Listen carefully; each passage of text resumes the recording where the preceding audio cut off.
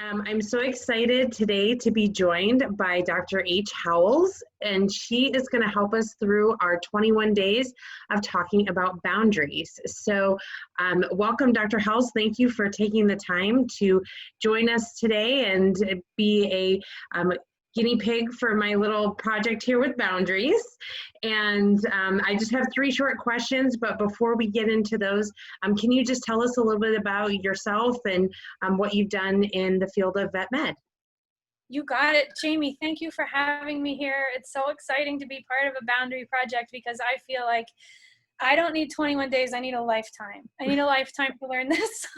So I'm here learning with everybody else. I left Virginia, Maryland Veterinary School in 2010.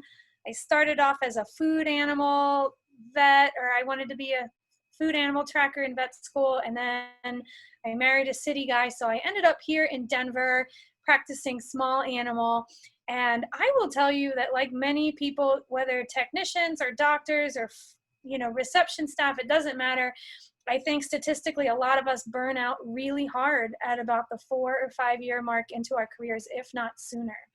Isn't it true that a lot of technicians may only be in the field for 4 or 5 years? It is. It's a really short period of time. So yeah, I want to say it's probably an average of that 3 to 5 year range. Yeah, so I'm clearly not the only person that gets burned out, but that's about the point in my career when I hit the skids. And, thankfully I got into a really great program to kind of boost me up and teach me some new skills. And I ended up going back and coaching that program for 4 or 5 years afterwards. And what I found out doing that and running a support group for veterinarians is that I'm actually a little bit more fired up about supporting other veterinary professionals than I am about being one. So I continued to practice, but in 2018, I opened a life, health, and team coaching business called Agents of Change Coaching. I continued to run that veterinary support group and coach the earlier career veterinarians. And since then, I've also kind of downshifted my clinical practice into relief work and opened a house call euthanasia practice. So I've got a lot of irons in the fire. I'm doing a lot of different things, but I'm so happy to be here. I taught a 2-hour workshop called Boundaries for Beginners. And people who had been coming to my other workshops had been asking me to teach that for years. And I was intimidated because I thought, I can't teach something I'm no good at doing in my own life. So I'm excited to talk about this. I need to talk about it as often as possible. I think this is a hugely, hugely important topic.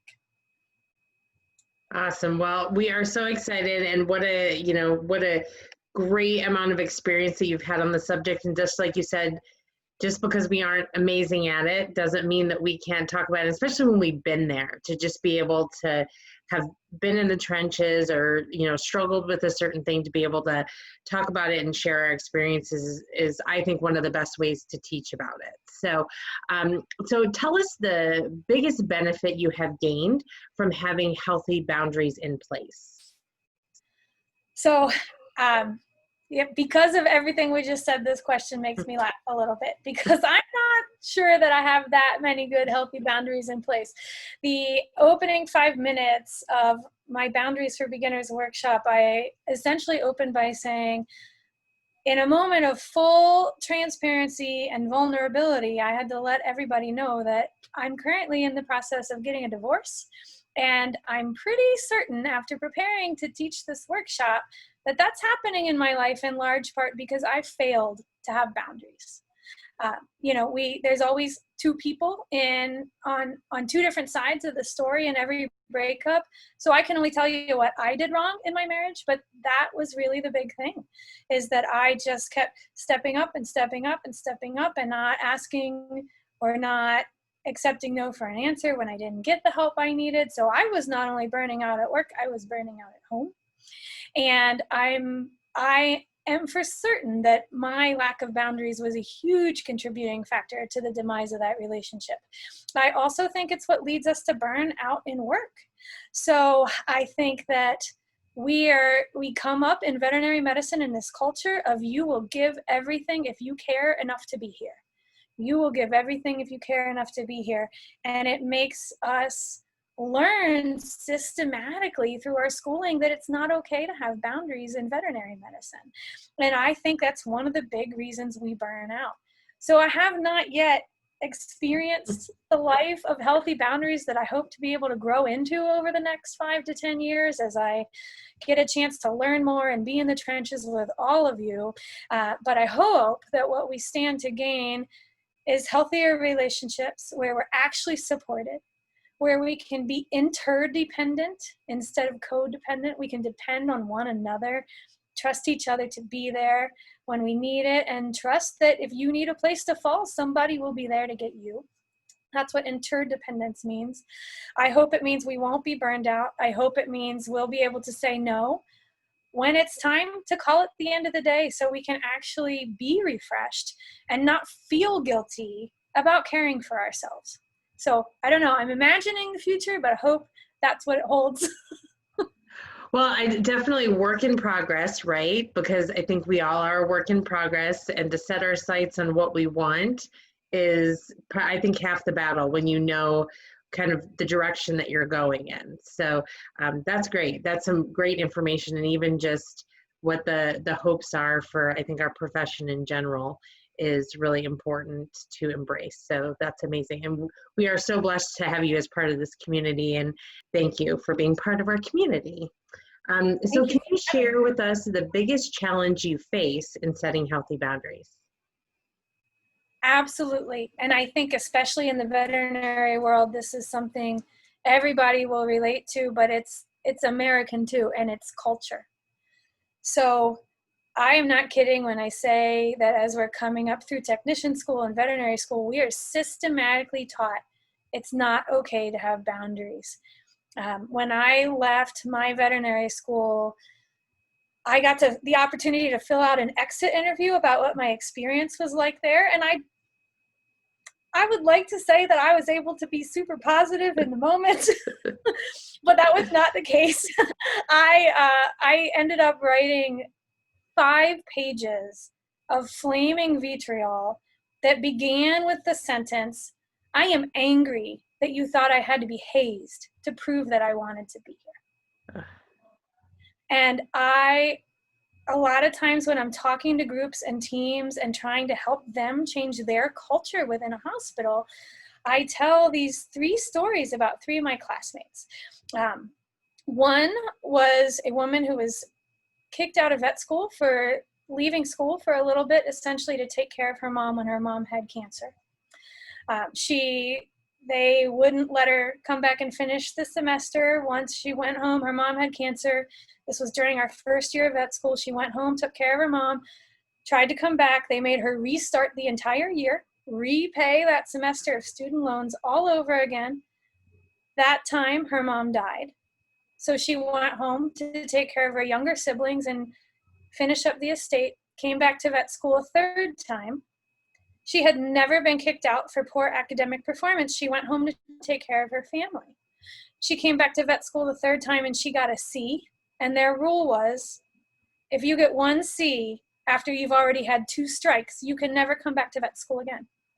So she was expelled for vet school for having a C after she had left to take care of her mom twice. And at that point, she was $90,000 in debt on her student loans and was never allowed to come back. The second story was of my classmate, Bill, who literally died in our 4th year, our clinical year, because he got the swine flu, and he died from complications from the swine flu that he contracted on his agricultural animal rotation. And he had some sick days throughout the year. And he had taken them, but if you miss more than 3 days of any rotation, they fail you for that rotation. And it was the same policy. The policy was, if you fail 3 rotations, you have to repeat your entire senior year. You can't just stay and finish 3 with the next class. So he came back to school too soon, and he literally lost his life trying to show up to class. And they discovered after his death that he had a congenital heart abnormality that was making his immune system a little weak, and that's why he had been sick so much. Again, not his fault, no lack of trying, no poor academic performance. Lost his life because they couldn't respect the boundary that sometimes a human being needs a sick day. And the third one was a mentor of mine in the large animal world. I had an external rotation with him, and he had been forced to miss the birth of his second child because the doctor heading up his senior year surgery rotation would not allow his classmates to cover for him to do his 7 and 11 p.m. treatments in the hospital when his wife was in labor with their baby. He told him, if you leave and your classmates cover for you, even though those animals got good care and there was no gap in their care, you will fail this block. And so I am still so angry about those things. This is why we have trouble saying to our employers, I really have to go home. I haven't put my kids to bed one night this week. This is why we have trouble saying to our employers, I really need a lunch break. I really need you to support me when I say no to taking an extra case over my lunch. I really need to eat. My blood sugar is going to go low and I'm not going to be giving good medical care. But we're systematically taught that our lives are on the line if we don't fulfill these expectations of us. And in my book, there is no other word for that other than hazing. And so we do it to each other. We do it in school. Our professors do it in school because that's what they had to, those are the hoops they had to jump through to get where they were going. So by gosh, everybody who comes behind them is going to jump through those same hoops. We are perpetuating that shame. And then I would actually argue that that culture pervades everything in the United States. We have this caustic Yelp culture, which I really think is downright bullying, where, oh my gosh, pet parents are absolutely in the right if they feel like their pet isn't getting seen, or they're waiting too long, or they're not sure what's happening, to advocate for their pet's care. But I wish that the average person out there would realize that veterinary clinics are also correct if they say, we really can't see your pet today because we can't provide care at the level we want to provide for your pet and at the level that your pet deserves. It's a really crappy situation when we're stressed beyond capacity, but we have this almighty Yelp hanging over your shoulder as a threat. How many people cite after a suicide attempt that they were really driven to feeling awful about themselves because of the bullying that goes on even from clients? But I think that happens in every field, not just the veterinary field. We've come to have this really messed up idea of what good customer service looks like, and we've come to equate that with never being able to say no, and that is dangerous. People are dying because of that. So I think that the stumbling blocks that we face in trying to have healthy boundaries with our employers, with our clients, with society is so deeply rooted in our culture that it's hard to convince yourself that you deserve to have a lunch or a sick day. I think that's our biggest stumbling block. Basic needs are not being met. But just to hear you put some names to those behaviors, that hazing behavior, that, just that it's culture. It's a huge culture piece to not provide that support for our teams and ourselves to get that type of those basic needs met.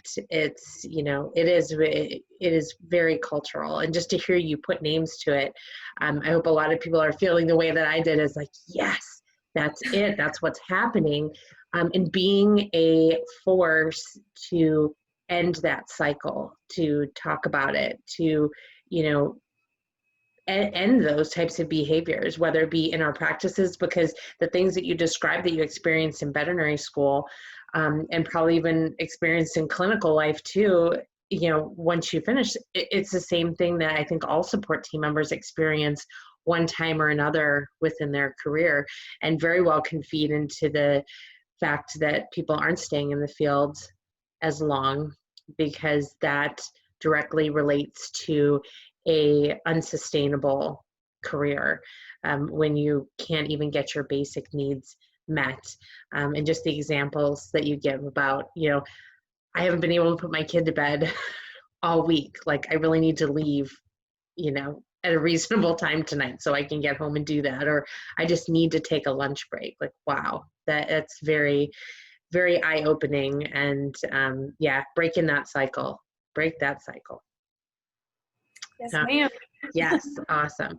And do you have maybe like a boundary hack, something that you've tried or that you've heard from others that they've tried that they've really been successful, that you can, share a boundary hack with our community?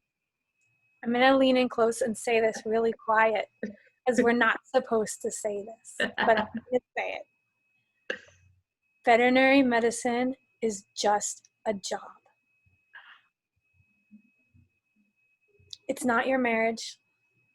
It's not your kids. It's not your pets. It's not your family. It's not everybody's calling. And it shouldn't have to be. There, but this is what has really turned things around for me, like flipping a switch, is that when you're coming up through school, tech school, vet school, it's expected that this is your calling. You have to prove that you wanted to be there. But if you look at the historical idea of having a calling, it comes from the world's great religions, and people who had a calling to come into the priesthood 2,000 years ago were expected to take a vow of poverty. They were expected to take a vow of celibacy, and I know nobody signed up for that. And they were expected to take on this work as though everything else in their life was going to be eclipsed by this calling. And so I think we're doing ourselves a real disservice if we're going to say, you got to have healthy boundaries, you got to take a lunch, you got to stay home when you're sick, you got to, replenish yourself so you can stay in this profession. And on the other side of it, why would you expect to be paid extra to stay late to take this call if it means so much to you? So after 40 to 50 years of there being solid research in occupational psychology about why it's important to have meaning at work, which it is important, there's starting in the last 10 years to be some research about the dark side of having a calling, because it leads to burnout, it leads to workaholism, it leads to perfectionism, and it leads to employer exploitation. So I am going to talk at the Veterinary Team's Living Well Symposium about why we need to destigmatize the words, it's just a job. It's okay to close the shop at the end of the day. Physicians get to go home. Mechanics get to go home. They get to turn their brains off and go home and be with their families, and veterinary workers do too. And I think for those of us who have been systematically taught that it's not okay to have boundaries, the ability to view our work as just a job is in itself a boundary.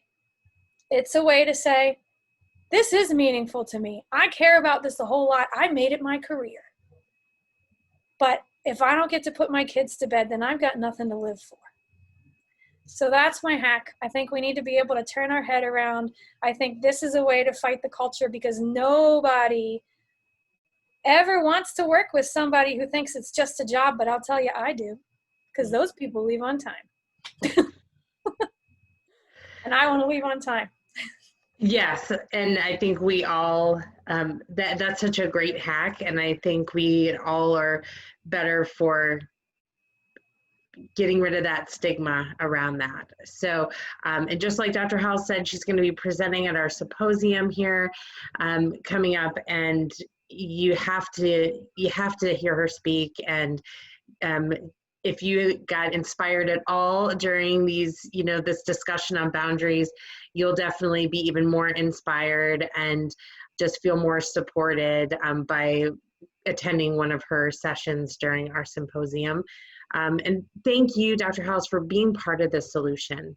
And we have so many things that have just, continually been that vicious cycle, year after year, decade after decade. And, to be surrounded by you and people who are wanting to make changes so that we don't have an average of 3 to 5 years that our technicians are staying in their career, something that they feel called to do, to have to end it so prematurely because they haven't received the type of training and support, and just knowing that you can say it is just a job. I love it, but it is just a job. So thank you so much for your time and talking about boundaries. And everybody get out there and register for the symposium because it's going to be great. We have a wonderful lineup, including Dr. Howells, who's got amazing topics and gave us a little taste today. So I hope to see you all there virtually on our Stream Symposium.